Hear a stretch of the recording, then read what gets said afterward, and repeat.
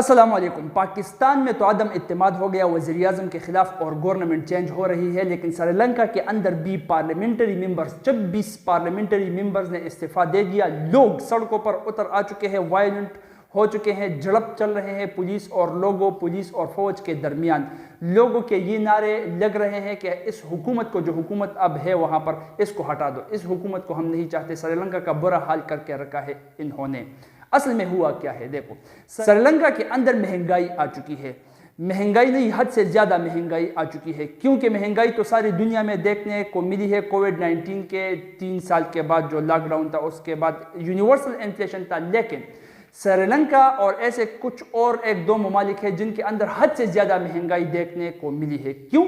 ان کی گورنمنٹ کی کچھ غلطیوں، کچھ بڑی غلطیوں، کچھ بلنڈرز کی وجہ سے، جو سٹیپس ان کی گورنمنٹ لے چکے ہیں ان کووڈ-19 کے ایئر کے دوران، ان سٹیپس، ان غلطیوں کی وجہ سے یہ حد سے زیادہ مہنگائی وہاں پر آ چکی ہے۔ فار ایگزامپل سری لنکا کے اندر میں بات کر رہا ہوں، سری لنکا کے اندر یہ ان کی غلطیوں کی وجہ سے یہ مہنگائی دیکھنے کو ملی ہے۔ تو اسی گورنمنٹ کی ان غلطیوں کی وجہ سے اس گورنمنٹ کو ہٹانا یہ لوگ چاہتے ہیں۔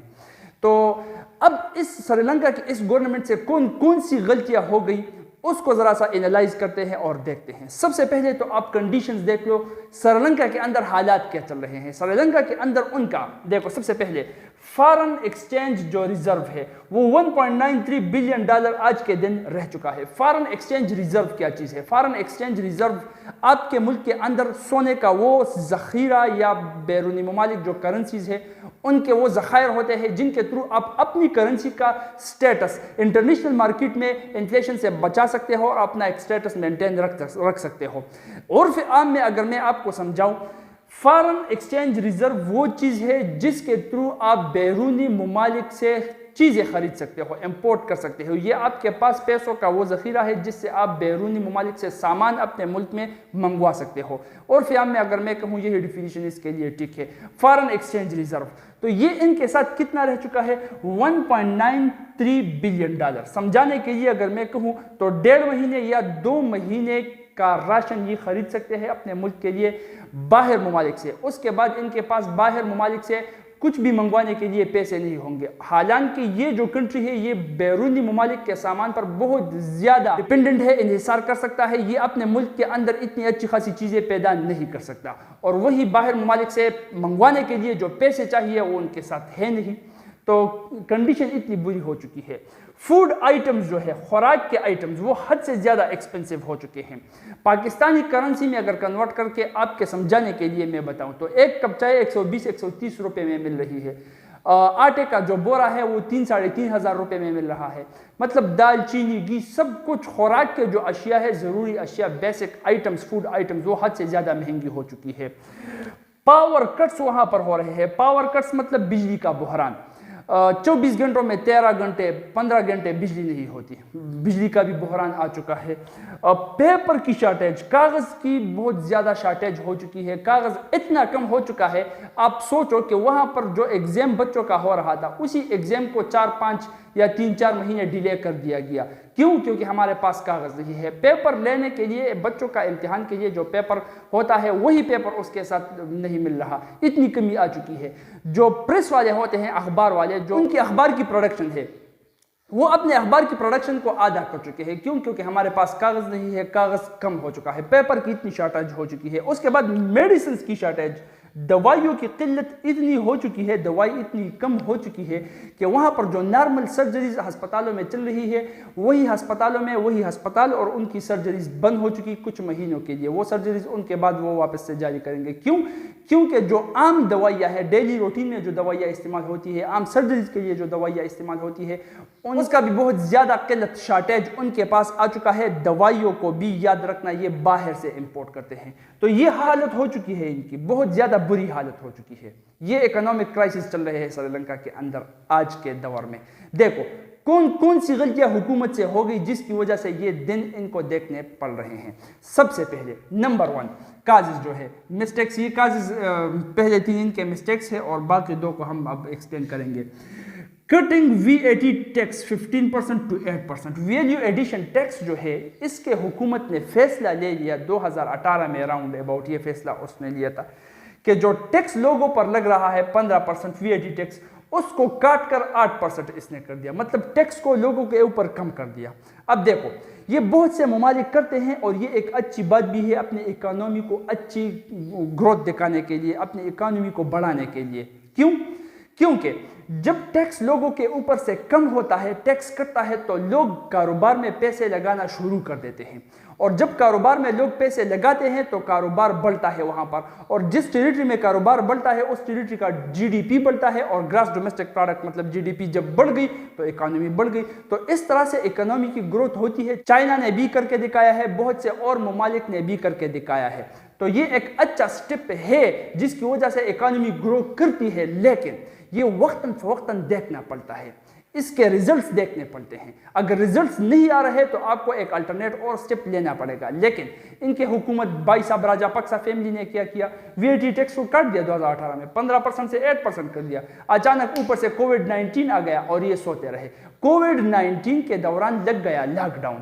اب لوگوں کے اوپر سے ٹیکس تو کٹ گیا ہے، لوگ چاہتے ہیں کہ کاروبار میں پیسے لگائے، لیکن جب لاک ڈاؤن ہو، کاروبار ہو ہی نہیں رہا ہو، لوگ مارکیٹ میں نہیں آ رہے ہو، تو کاروبار کیسے چلے گا؟ کاروبار نہیں چلے گا تو اکانومی کیسے بڑھے گی؟ اب ٹیکس کٹا کا کٹا رہ گیا، کاروبار ہوا نہیں، اکانومی بڑھ نہیں گئی، اور حکومت کا جو بجٹ تھا کم ٹیکس کی وجہ سے الٹا گر گیا۔ اس کو ہم کہتے ہیں گورنمنٹ بجٹ ڈیفیسٹ، مطلب گورنمنٹ کا انکم کم ہو گیا اور اس کے اخراجات اس سے زیادہ ہو گئے۔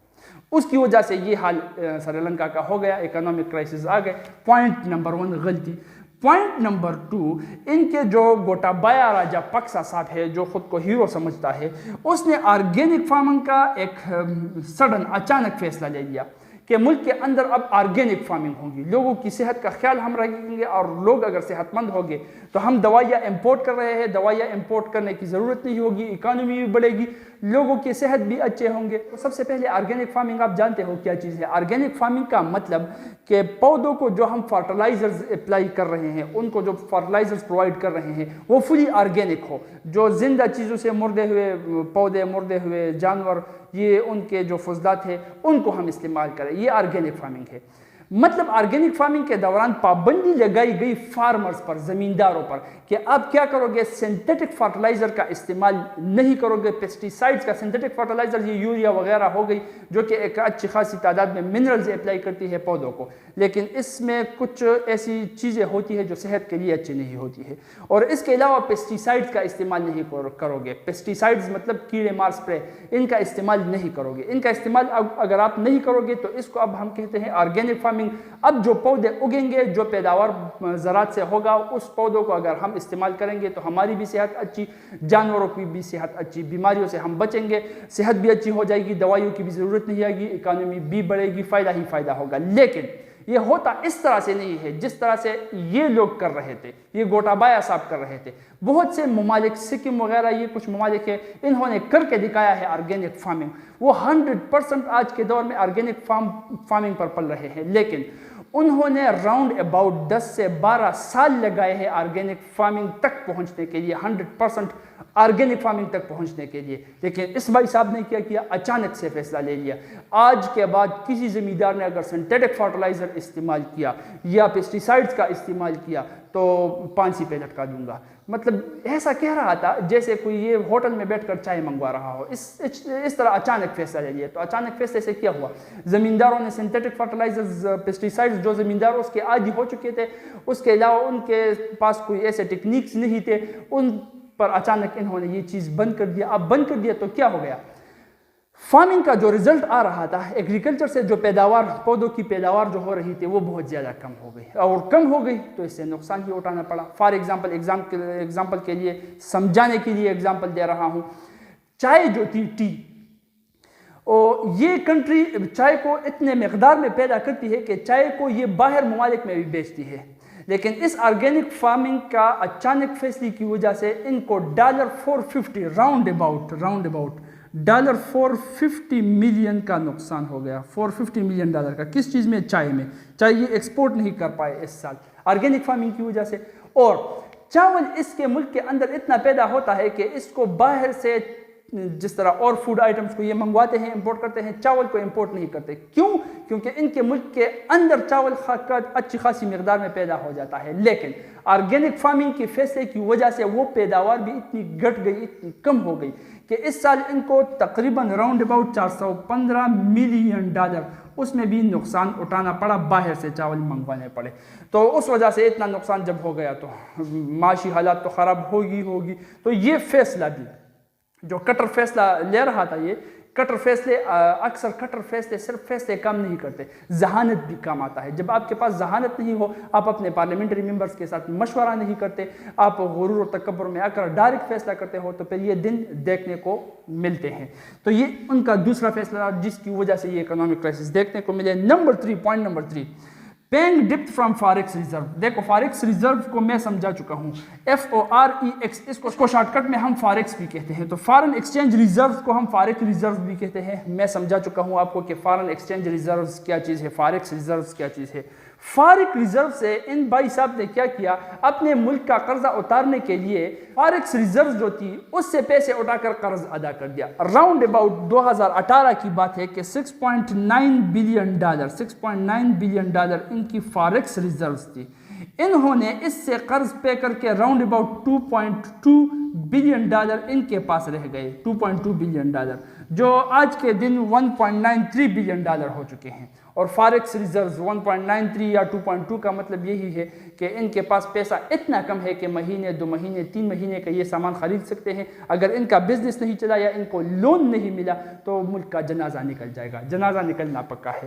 تو قرض فارکس ریزرو سے انہوں نے ادا کیا. فارکس ریزرو سے بزنس نہیں ہے اور فارکس ریزرو سے قرض ادا کرو گے تو یہ دن دیکھنے کو ملیں گے آپ کو. تو پوائنٹ نمبر 3 اس کی غلطی تھی جس کی وجہ سے ان کو یہ اکنامک کرائسس جھیلنے پڑ رہی ہے. اب دیکھو یہ 3 جو تھے, point number 1, point number 2, point number 3, یہ تو حکومت کی غلطیاں تھیں.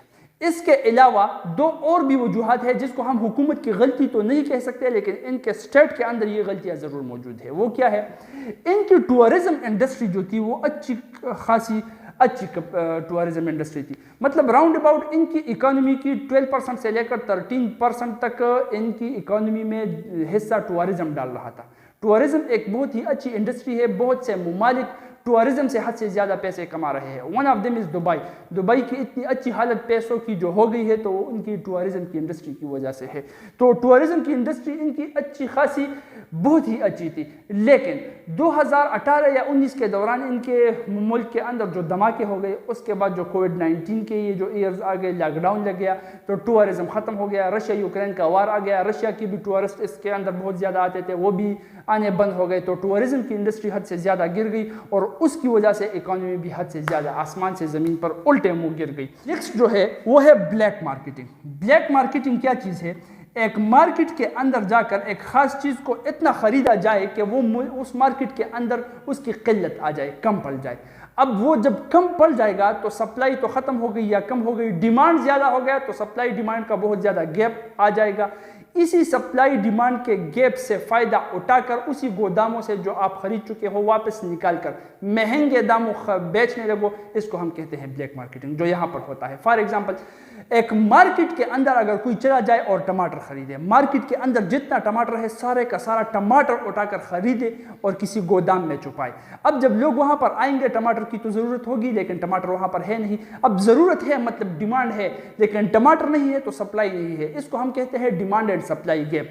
اب جب ڈیمانڈ اور سپلائی گیپ جس مارکیٹ میں بھی آ جاتا ہے, وہاں پر لوگ مہنگے داموں خریدنے کے لیے تیار ہو جاتی ہے. یہ ان لوگوں کی مجبوری ہوتی ہے. تو پھر یہ بلیک مارکیٹرز کیا کرتے ہیں, فوڈ مافیاز, انہی گوداموں سے وہ ٹماٹر کی مثال دے رہا ہوں, اسی ٹماٹر کو واپس باہر نکالیں گے اور مہنگے داموں, آدھے سے زیادہ مہنگے داموں پر وہ بیچنے لگیں گے. اس کو ہم کہتے ہیں بلیک مارکیٹنگ. سری لنکا کے اندر یہ بلیک مارکیٹنگ ہوتی ہے. تو یہ کچھ وجوہات ہے, یہ تو ان کے مسٹیکس ہے. یہ اگر ہم مسٹیکس نہ کہیں تو ان کے اسٹیٹ کے اندر غلطیاں کہیں, ان کی وجہ سے یہ سری لنکا یہ اکنامک کرائسس فیس کر رہا ہے. جزاکم اللہ خیرا و احسن الجزاء.